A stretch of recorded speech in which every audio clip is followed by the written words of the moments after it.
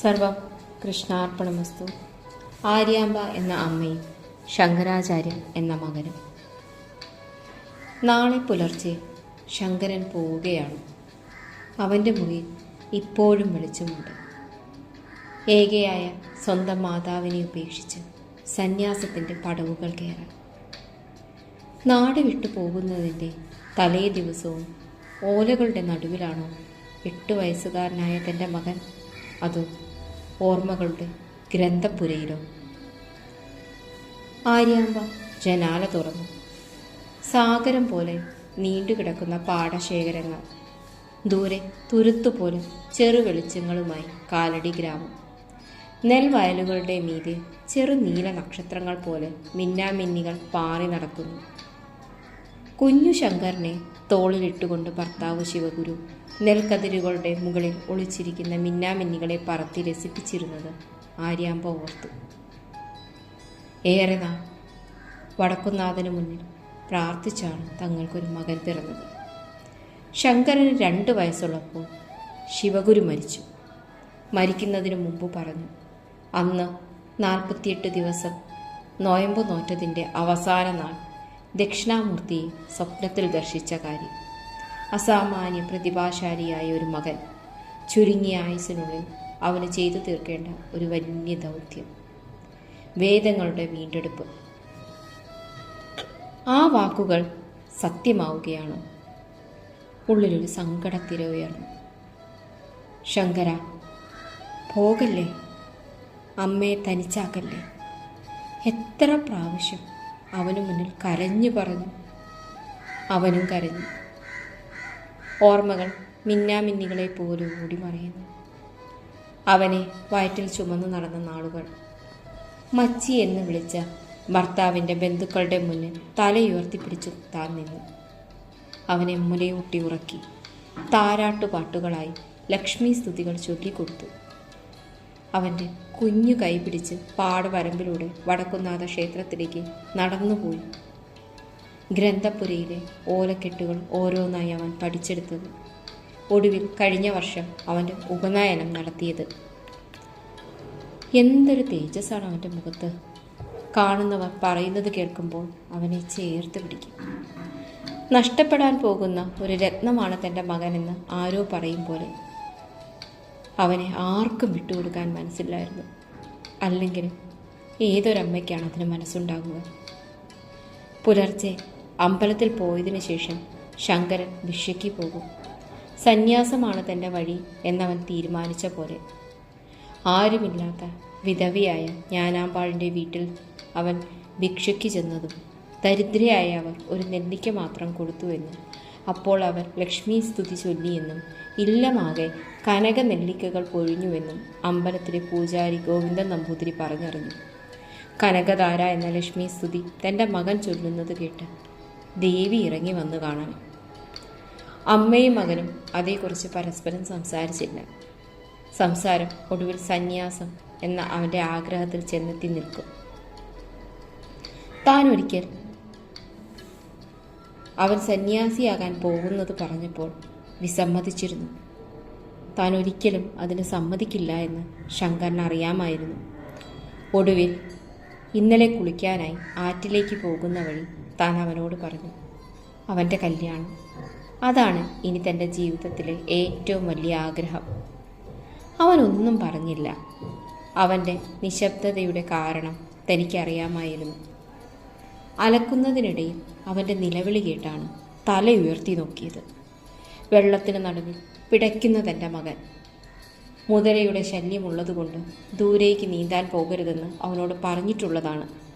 എന്നിട്ടും എന്തിനവൻ അനുസരണക്കേട് കാട്ടി? കാലിൽ പിടിമുറുക്കിയിരിക്കുകയാണ് മുതല.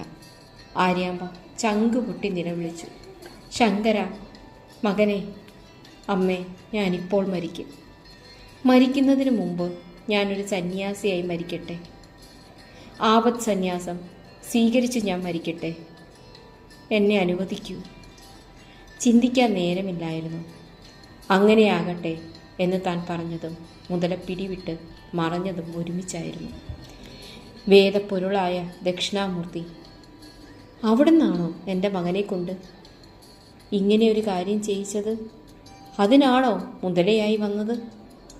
ബന്ധങ്ങളുടെ ജീവിത സാഗരത്തിൽ അവനെ പിടിവിടാതെ പിടിച്ചിരിക്കുന്ന മുതല അവൻ്റെ അമ്മയാണെന്ന് അവിടുന്ന് അറിഞ്ഞു. തിരികെ കരയിലേക്ക് നീന്തി വന്ന മകൻ്റെ മുഖത്ത് ഒരു തേജസ് വെട്ടിത്തിളങ്ങുന്നുണ്ടായിരുന്നു. ഒരു സന്യാസിയുടെ തേജസ്. അപ്പോൾ പൊട്ടിക്കരഞ്ഞത് സന്തോഷം കൊണ്ടാണോ ദുഃഖം കൊണ്ടാണോ? തൻ്റെ കാലിൽ കെട്ടിപ്പിടിച്ച് അവൻ കരഞ്ഞു. താൻ, ശങ്കര, മകനെ, നീ പോയാൽ ഞാൻ തനിച്ചാകും. പോകരുതേ. ഞാൻ മരിക്കുന്ന നേരത്ത് എൻ്റെ കൂടെ ഇരിക്കാൻ, എൻ്റെ ശേഷക്രിയകൾ ചെയ്യാൻ എനിക്ക് വേറെ ആരുണ്ട്? അമ്മയെ വിട്ടുപോകുന്നത് എനിക്ക് സന്തോഷമുള്ള കാര്യമാണോ? ചങ്ക് പൊടിയുന്നത് പോലെ എനിക്ക് തോന്നുന്നു. ദക്ഷിണാമൂർത്തിയുടെ അനുഗ്രഹത്താൽ അമ്മയെ എപ്പോൾ നനച്ചാലും ഞാൻ അമ്മയുടെ അരികിലെത്തും. അമ്മേ, തൻ്റെ കാൽ ചുവട്ടിൽ കെട്ടിപ്പിടിച്ച് മുഖത്തേക്ക് നോക്കി ശങ്കരൻ പറഞ്ഞു. യോഗവിദ്യയുടെ തേജസ് നിറഞ്ഞ അവൻ്റെ കണ്ണുകളിൽ നിന്ന് കണ്ണുനീർ ധാരധാരയായി ഒഴുകി. അപ്പോൾ തീരുമാനിച്ചതാണ്, ഇനി കരയില്ല. സന്തോഷത്തോടെ താൻ അവനെ യാത്രയാക്കും. കോഴി കൂവുന്നു. അവന് പോകാൻ നേരമായി. പൂജാമുറിയിൽ നിന്ന് പുറത്തു വന്ന ശങ്കരൻ അമ്മയുടെ കാലിൽ വീണ് നമസ്കരിച്ചു. ആര്യാമ്പ അവനെ എഴുന്നേൽപ്പിച്ചു. പുറത്ത് ഇരുട്ട് മാറിയിട്ടില്ല. കുഞ്ഞുങ്ങൾക്ക് വേണ്ടി ഇര തേടി കൂട് വിട്ട് ദൂരേക്ക് പറക്കാനൊരുങ്ങുന്ന കിളികളുടെ ചെറു ശബ്ദങ്ങൾ. ആര്യാമ്പ വിളക്കുയർത്തിപ്പിടിച്ചു. ഈ ഇരുട്ടിൽ അവനല്പം വെളിച്ചം കിട്ടട്ടെ. ശ്രദ്ധിച്ചു പോകണേ മകനെ ശങ്കര എന്ന് എന്നും പുലർച്ചെ പോകുമ്പോൾ പറയുന്നത് പോലെ ഇപ്രാവശ്യവും അവർ പറഞ്ഞു. മുറ്റത്തു നിന്ന് നടകളിറങ്ങി ശങ്കരൻ നടന്നു തുടങ്ങി, തിരിഞ്ഞു നോക്കാതെ. നേരത്തെ ഇരുട്ടിൽ പാതയുടെ അറ്റത്ത് ഒരു പൊട്ടുപോലെ മകൻ തൻ്റെ ജീവിതത്തിൽ നിന്ന് മറയുന്നത് ആര്യാമ്പ നോക്കി നിന്നു. ഇനി എന്നാണ് അവനെ കാണുക? തിരിഞ്ഞു നോക്കാതെ നടന്ന ശങ്കരൻ ഇല്ലം വിട്ട് ദൂരെയായപ്പോൾ ഒരു നിമിഷം നിന്നു. പിന്നെ ഏങ്ങലടിച്ച് കരഞ്ഞു. അമ്മേ, മാപ്പ്. കൊടിയ പട്ടിണിയും ഏകാന്തതയും തൻ്റെ അമ്മയെ ഉപേക്ഷിച്ച് ഞാൻ പോവുകയാണ്. പൊരുൾ തേടാൻ, ഉള്ളിലുറങ്ങുന്ന ശ്വാസം പ്രപഞ്ച സൃഷ്ടാവിൻ്റെ തന്നെയാണെന്ന സത്യം തെളിയിക്കാൻ, അത് ലോകത്തെ അറിയിക്കാൻ. എന്നായിരിക്കും താൻ ഇനി വരിക? അതോ ഇനി തിരിച്ചു വരികയില്ലേ? ഓർമ്മപ്പെടുത്തൽ പോലെ ശംഖുനാഥം കേൾക്കുന്നു. ദക്ഷിണാമൂർത്തിയുടെ ക്ഷേത്രനട തുറന്നിരിക്കുന്നു. ലോകബന്ധങ്ങൾ ഉപേക്ഷിച്ച് തൻ്റെ ദൗത്യം സ്വീകരിക്കാൻ അവിടുന്ന് പറയുന്നത് പോലെ. ശങ്കരൻ ക്ഷേത്രദിശ നോക്കി തൊഴുതു. യാത്ര തുടർന്നു. അതൊരു യാത്ര തന്നെയായിരുന്നു. ഭാരത ദിഗ്വിജയം. ദിനങ്ങൾ അതിവേഗം വർഷങ്ങളായി. ആര്യാമ്പ എന്നും അവനെ കാത്ത് ഉമ്മറപ്പടിയിൽ പാതയുടെ അറ്റത്ത് നോക്കിയിരിക്കും. പാടവരമ്പിലൂടെ ഒറ്റയ്ക്ക് നടക്കുമ്പോൾ, രോഗദുരിതത്തിലും പട്ടിണിയിലും വേദന അനുഭവിക്കുമ്പോഴും, ചുവന്ന വെളിച്ചത്തിൽ ഓരോ സന്ധ്യ മുങ്ങിമറയുമ്പോൾ, നീണ്ടു നേർത്ത ചുവന്ന വര പോലെയുള്ള ചക്രവാളത്തിലൂടെ കിളികൾ കൂട്ടിലേക്ക് തിരികെ പറക്കുന്നത് കാണുമ്പോൾ ഒക്കെ അവർ മകനെക്കുറിച്ച് ഓർമ്മിച്ചു. അവനെ കാണുവാനുള്ള തീവ്രമായ അഭിലാഷം പൊന്തി വരുന്നത് അവർ കണ്ണുനീരൻ കൊണ്ട് മൂടിവെച്ചു. ഇല്ല, അവൻ്റെ ദൗത്യം അവൻ പൂർത്തിയാകട്ടെ. ഈ അമ്മ അതിനൊരു തടസ്സമാവാൻ പാടില്ല. ഒരു മുതലയെ പോലെ ഇനി അവനെ പിന്നോട്ട് വലിക്കാൻ പാടില്ല. 8 വർഷത്തെ അവൻ്റെ ഓർമ്മകൾ മതി എനിക്ക്. മകനെക്കുറിച്ചുള്ള വാർത്തകൾ അവരുടെ ചെവിയിലെത്തുന്നുണ്ടായിരുന്നു. ശങ്കരൻ ദക്ഷിണാമൂർത്തിയുടെ അവതാരം തന്നെയാണ്. അദ്വൈത സിദ്ധാന്തം ഭാരതം കീഴടക്കിയിരുന്നു. എത്ര ശ്ലോകങ്ങളാണ് അദ്ദേഹം ഈ ചുരുങ്ങിയ കാലത്തിനുള്ളിൽ എഴുതി കൂട്ടിയിരിക്കുന്നത്. എല്ലാം അമ്മയുടെ ഭാഗ്യം. ഒരിക്കൽ വടക്കുംനാഥ ക്ഷേത്രത്തിൽ തൊഴാൻ ചെന്നപ്പോൾ സഞ്ചാരിയായ ഒരു ഭിക്ഷു പറഞ്ഞു. അത് കേട്ടപ്പോൾ അഭിമാനം കൊണ്ട് ആര്യാമ്പയുടെ കണ്ണു നിറഞ്ഞു. 20 വർഷം. എത്ര പെട്ടെന്നാണ് സമയം കൊഴിഞ്ഞു പോകുന്നത്. കാലം ആര്യാമ്പയെ രോഗിയാക്കി. തുറന്നു കിടന്ന മുറിയുടെ വാതിലിലൂടെ പുറത്തെ സന്ധ്യയിലേക്ക് ആര്യാമ്പ നോക്കിക്കിടന്നു. ഇനി വയ്യ. അവസാന നിമിഷങ്ങളിൽ താൻ എത്തിയിരിക്കുന്നു. കണ്ണിലൂടെ മരണവേദന ചാരുട്ടൊഴുകി. ശങ്കര, മകനെ മകനെ കാണാൻ ആ നെഞ്ചുവെന്തു. ശൃംഗേരിയിലെ മഠത്തിൽ പൂജ കഴിഞ്ഞ് ശങ്കരൻ എഴുന്നേൽക്കുകയായിരുന്നു. അപ്പോഴാണ് ഉള്ളിൽ ആ വിളി മുഴങ്ങുന്നത്. ശങ്കര, മകനെ. അമ്മ. ഒരു നിമിഷം 20 വർഷം മുൻപത്തെ പുലരിയിൽ താൻ എത്തി നിൽക്കുന്നു. തന്നെ യാത്രയാക്കി ഇല്ലത്തിൻ്റെ ഉമ്മറത്തേക്ക് നോക്കി നിന്ന ആ രൂപം ഉള്ളിൽ തെളിയുന്നു. എന്നും തനിച്ചാവുമ്പോൾ ഉള്ളിൽ തെളിയുന്ന രൂപം. ആഹാരം കഴിക്കുമ്പോൾ ഓർക്കും, അമ്മ എങ്ങനെയാണ് കഴിക്കുന്നത്? അമ്മയ്ക്ക് അസുഖം വരാറുണ്ടോ? അമ്മ തനിച്ചിരുന്ന് കരയുന്നത് എത്ര പ്രാവശ്യം സ്വപ്നം കണ്ടിരിക്കുന്നു. എല്ലാം ഇട്ടറിഞ്ഞ് തിരികെ പോകാൻ പല പ്രാവശ്യം തുടങ്ങിയതാണ്. പക്ഷേ ആദ്യമായാണ് അമ്മ തന്നെ വിളിക്കുന്നത്. കൊല്ലങ്ങൾക്ക് ശേഷം ദക്ഷിണാമൂർത്തി എന്നെ അമ്മയുടെ അരികിലേക്ക് എത്തിച്ചാലും. ശങ്കരൻ പ്രാർത്ഥിച്ചു. അമ്മേ. ആര്യാമ്പ കണ്ണുകളുയർത്തി. വാതിൽക്കൽ ഒരു തേജസ്വിയായ യുവാവ് നിൽക്കുന്നു. ശങ്കരൻ.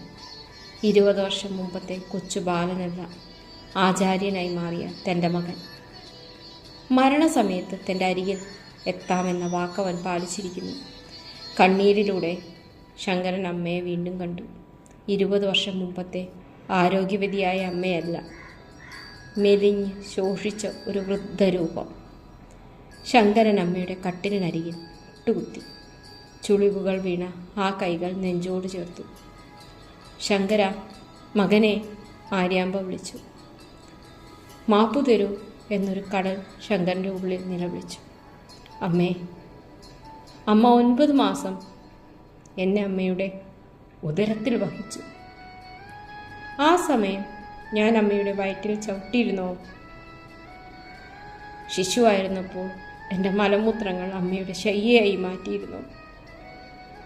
ഇതിനു പകരം അമ്മയ്ക്ക് ഞാൻ എന്താണ് ചെയ്തത്? എന്നെ ഗുരുകുലത്തിൽ അയച്ചു പഠിപ്പിച്ചു, എന്നെ ലാളിച്ചു, എനിക്ക് ആഹാരം തന്നു. ഞാൻ കരഞ്ഞപ്പോൾ എൻ്റെ ഒപ്പം കരഞ്ഞു, ചിരിച്ചപ്പോൾ എൻ്റെ ഒപ്പം കളിച്ച് എൻ്റെ കൂട്ടുകാരിയായി. രോഗം വന്നപ്പോൾ ഉറക്കമുളച്ച് എന്നെ പരിചരിച്ചു. അതിനു പകരം ഞാൻ എന്താണ് അമ്മയ്ക്ക് തന്നത്? ഒടുവിൽ കൊടിയ വേദനയും എന്നെ സന്യാസത്തിനയച്ചു. സർവ്വദൈവങ്ങളെയും വിളിച്ച് അമ്മ എനിക്ക് വേണ്ടി കരഞ്ഞു. ഞാൻ പോയി വർഷങ്ങൾ അമ്മയെ തനിച്ചാക്കി. ഒടുവിൽ അമ്മയ്ക്ക് മരണനേരം ഒരു തുള്ളി വെള്ളത്തരാൻ, കാതിൽ രാമനാമമോതാൻ, മരണയാത്രയിൽ അമ്മയ്ക്ക് കൂട്ടായിരിക്കാൻ വൈകിയാണെങ്കിലും ഞാൻ എത്തിയിരിക്കുന്നു. ഞാൻ മാപ്പർഹിക്കുന്നില്ല. ശങ്കരൻ വിങ്ങി വിങ്ങിക്കരുതു. അമ്മയുടെ പാദങ്ങൾ ചുംബിച്ചു. നീ വാക്കു പാലിച്ചുവല്ലോ ശങ്കര, അത് മതി. ശങ്കര, എനിക്ക് നീ ഒരു ശ്ലോകം ചൊല്ലിത്തരൂ, അത് കേട്ട് ഞാൻ പോകട്ടെ. ആര്യാമ്പ മകൻ്റെ ശിരസിൽ തടവിക്കൊണ്ട് പറഞ്ഞു. അമ്മയെ യാത്രയാക്കാൻ സമയമായിരിക്കുന്നു.